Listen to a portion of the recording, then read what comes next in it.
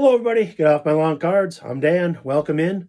And today I went to Lansing to the monthly Avery Shoebox show. A ton of tables. I'm going to guess over 200. A lot of Pokemon. Pokemon just kind of continues to creep into the show more and more, which is great if you collect Pokemon. If you're another collector, though, that's fine. Very busy show. Doesn't seem to be any less traffic than there has been over the many months that they've been doing the show, years, I guess now. But it's a busy show, ton of people, hard to get to tables, a little frustrating. I might have to just get there a little earlier. I usually stroll in there about 10:30, but I might have to get in there a little earlier. So I made a lot of different purchases today. Some weird stuff, which I kind of like. If I'm not finding the kind of stuff I'm looking for, sometimes I just go weird and just buy some weird stuff. So I bought a whole bunch of different things, and I'll show you what I picked up after I show you some footage of the show.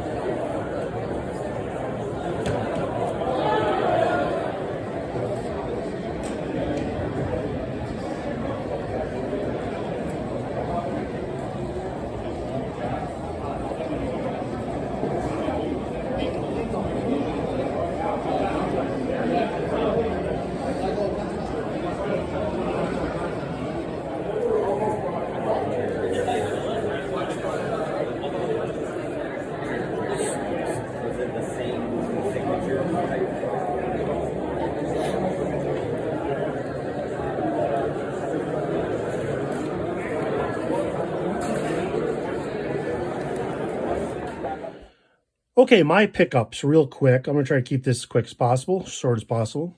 I bought a brick of Card Saver 1 holders.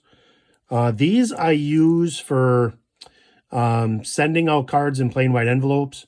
I am running a little low on these. I think I'm down to my last 25. It's been a good month selling from plain white envelope.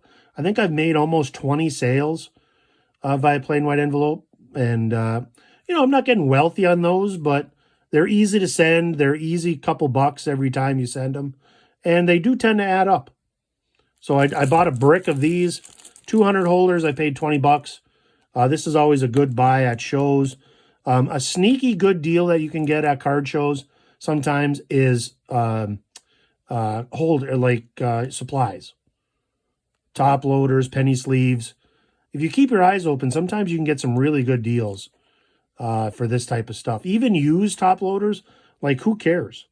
As long as they're not like all yellow and gross, you can pick them up cheap sometimes. So 20 bucks for this brick, not bad. So just buying weird stuff. Keep the eBay train going. Okay, as far as my pickups go, I just bought weird stuff today. That's the theme. I bought a couple. There was a guy that was in the front of the show I bought a couple cards from. 50 cents each. Jahmyr Gibbs first, Bowman U. Ashton Genty first, Bowman U. Might be able to flip the Ashton Genty. This just came out. Might be able to get a few bucks for it. Paid 50 cents a piece. Jahmyr Gibbs, what a season that guy had. 50 cents for his rookie. Or first Bowman. Another couple 50-cent cards here. Mason Graham, first Bowman U. Could be a top 5 pick in the NFL draft this year. I bought it more just because I'm a Michigan fan. And then I bought an Amen Thompson mosaic from the same guy. I didn't have any change. So 50 cents a piece. Amen Thompson's playing well on a team that's really good. Houston's going to be a tough out. Okay, let's see. Let me take this out of there. That looks really bad.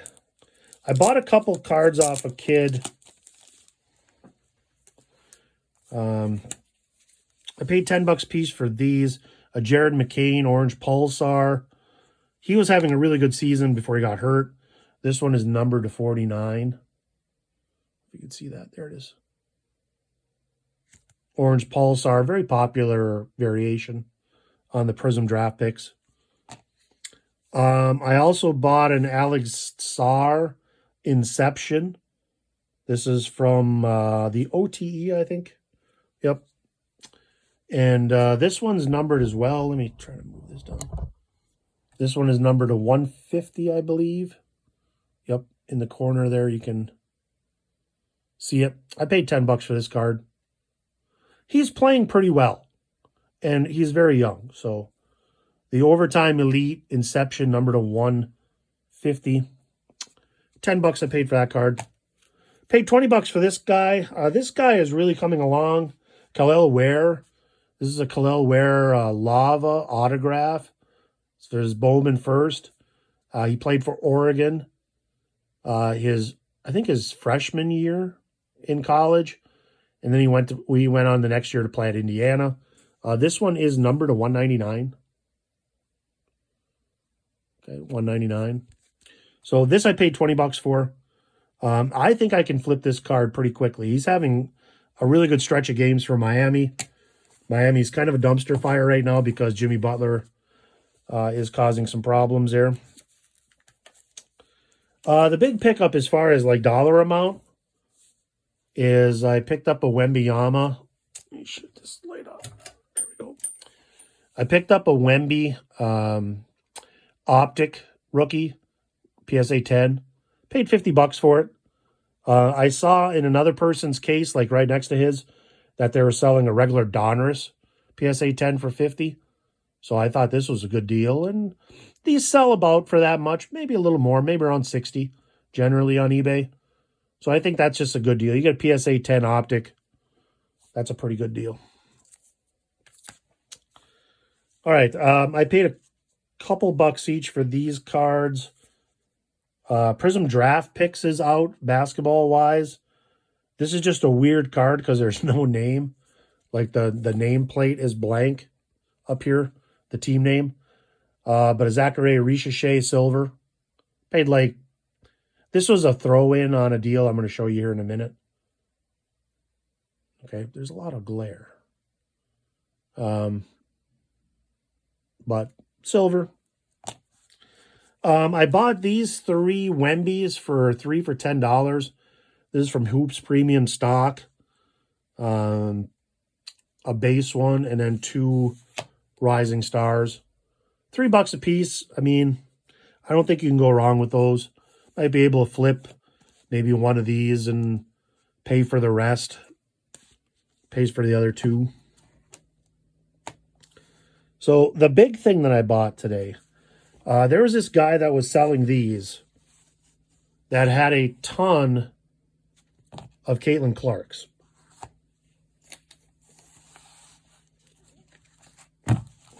This many.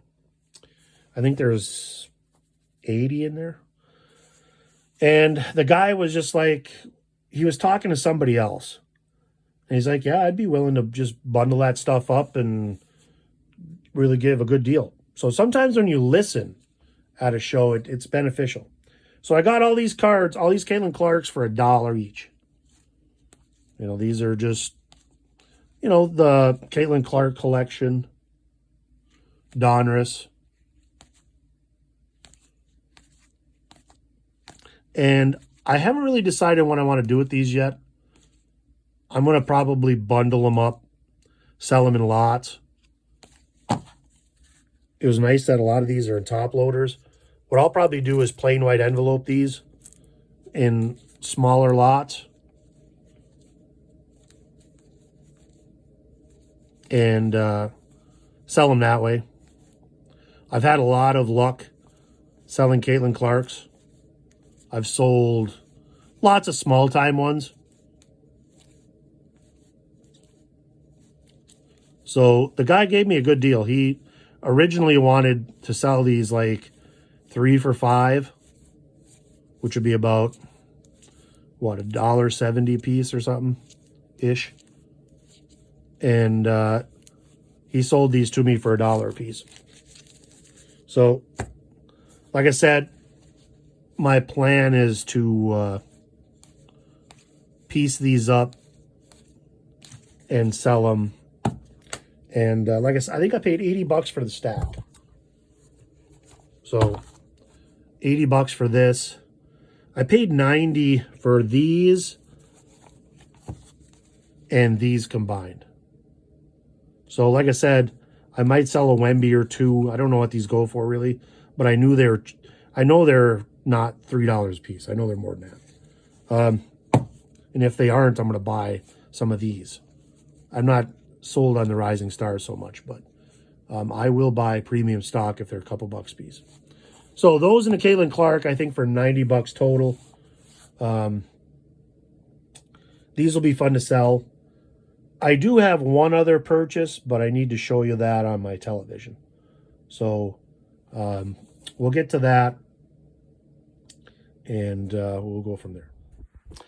Okay, one other thing that I bought at the show today, there was a guy that had a bunch of old Nintendo games, and I happened to buy a copy of Super Mario Brothers 2, which I've wanted for a long time. The price tag on it was $15, and we're going to try it and see if it works. The guy claimed that he tested every game, so we're going to see if it works. But this was a cool buy. I have my retro entertainment system. It's basically a thing you can get on eBay to play old Nintendo games. So we'll see if it works. Okay, let's see if the Super Mario Brothers 2 works. Oh yes, awesome. Very good. This is my game player. Okay, so you saw my last pickup. Kind of a fun little pickup. Just kind of a weird... The Lansing show has kind of evolved into kind of a weird show where you just never know what's going to be at any table. You know, sometimes it's going to be cards. You know, sometimes it's going to be Pokemon. Sometimes it's going to be video games. Just kind of a weird kind of thing. I kind of like that, and I kind of don't. You know, I like going to a card show for a card show, but you know, if you wind up with a little bit of a flea market attitude there too, it's not bad. So that was that. Pretty good show. You know, like I said, lots of tables. Just never know what you're going to find. Next weekend is one of my favorite card shows. It's one that I've been going to forever, probably 20 years. And that is the Holland, I always call it the Holland Mega Show. They do it, I think, twice a year. It is at the Holland Civic Center. I think the date is February 1st. Don't quote me on that, but it's next Saturday, so whatever day that is. And it's a fun show. It's a nice venue. They've really changed the Civic Center to where it's a very nice building. And I used to go there when it was the old Civic Center, and boy, I found some really nice stuff there over the years.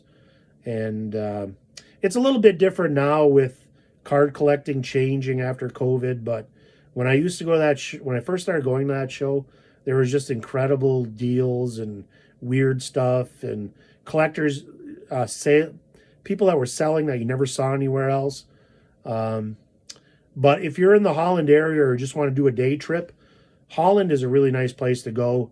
There's a lot of nice little stores and restaurants, and there's kind of something for everyone in Holland. I highly recommend the show. And so that's where I'm heading probably next weekend, weather permitting. The west side of the state has gotten blasted with a lot of snow lately. And so hopefully the weather will hold out. We'll get a little warmer. Boy, this week, I don't know. If you live in Michigan, you got some pretty cold temperatures this week, but it's warming up. And with the weather warming up, there's some hotter deals to be had at these shows. So until next time, Ketos, thank you. Like, subscribe. A lot of subscribers. Thank you to those who have subscribed. And we'll see you down the trail.